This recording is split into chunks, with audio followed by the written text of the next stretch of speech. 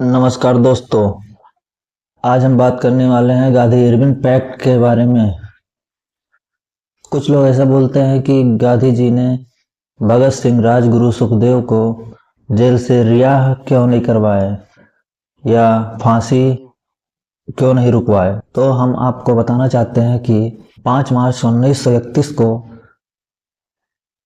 भारतीय राष्ट्रीय कांग्रेस के नेता महात्मा गांधी जी और वायसराय लॉर्ड इरविन के बीच एक समझौता हुआ था, वो भी राजनीतिक समझौता हुआ था।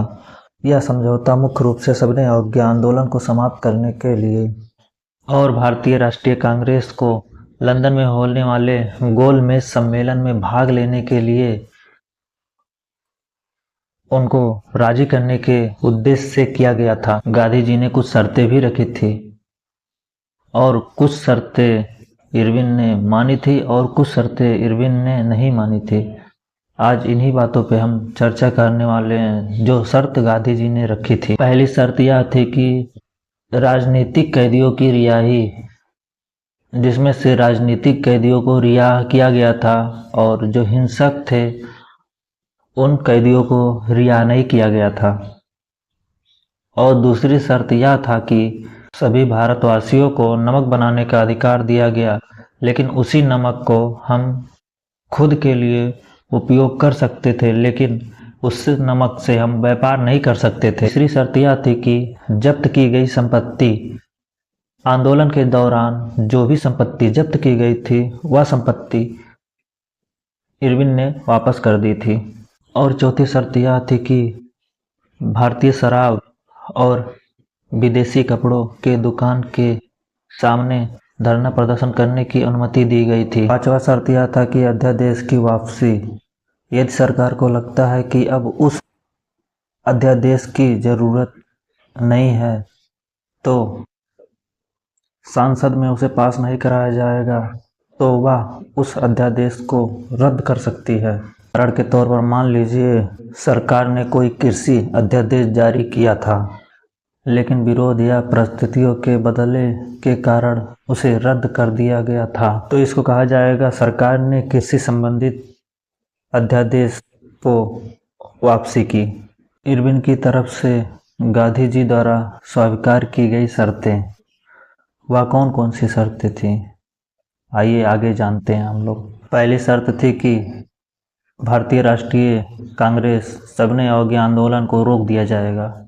और दूसरी शर्त थी कि कांग्रेस लंदन में होने वाले गोलमेज सम्मेलन में भाग लेगा। और तीसरी शर्त थी कि पुलिस की ज्यादतियों की मांग करना। चौथी शर्त था कि कांग्रेस ब्रिटिश सामान का बहिष्कार नहीं करेगा, लेकिन कुछ चीज़ों को छोड़कर, जैसे शराब की दुकान पर धरना प्रदर्शन करना या विदेशी कपड़ों के दुकान पर धरना प्रदर्शन करना, इन सब चीज़ों को छोड़ करके सभी चीज़ों पर कोई भी बाधा नहीं डालेगा कांग्रेस।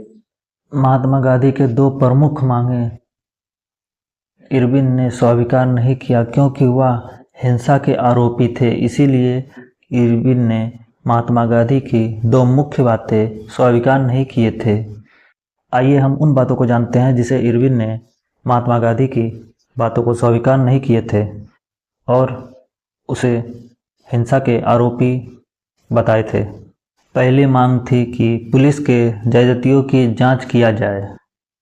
जब पुलिस अपने अधिकारों का गलत इस्तेमाल करती है और बेगुनाह लोगों को परेशान करती है या मारा पीटी करती है, झूठे केस में फंसाना और उनके साथ हिंसा का व्यवहार करना या कानून के बाहर जाकर कार्रवाई करना, तो ऐसे मामलों को जांच बैठाने के लिए कि जांच हो कि किसी भी गरीब का या किसी भी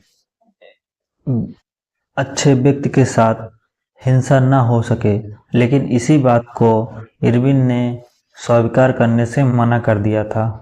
दूसरी मांग थी कि फांसी की सज़ा में बदलाव।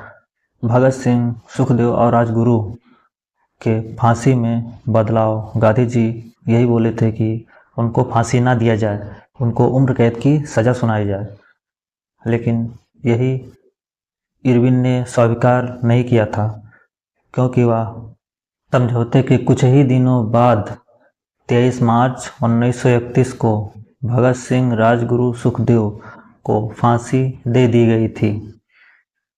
अब हम अपनी बाड़ी को इसी पे वेल्डअप करते हैं और आपको धन्यवाद करते हैं कि आपने हमारे वीडियो को देखा और समझा होगा कुछ। हम यही कहेंगे कि आप हमारे वीडियो को देखिए और शेयर करिए, लाइक करिए, सब्सक्राइब करिए और हेल्प करिए थोड़ा सा, क्योंकि अभी नए नए हैं, सपोर्ट करिए। थैंक यू, धन्यवाद, नमस्ते।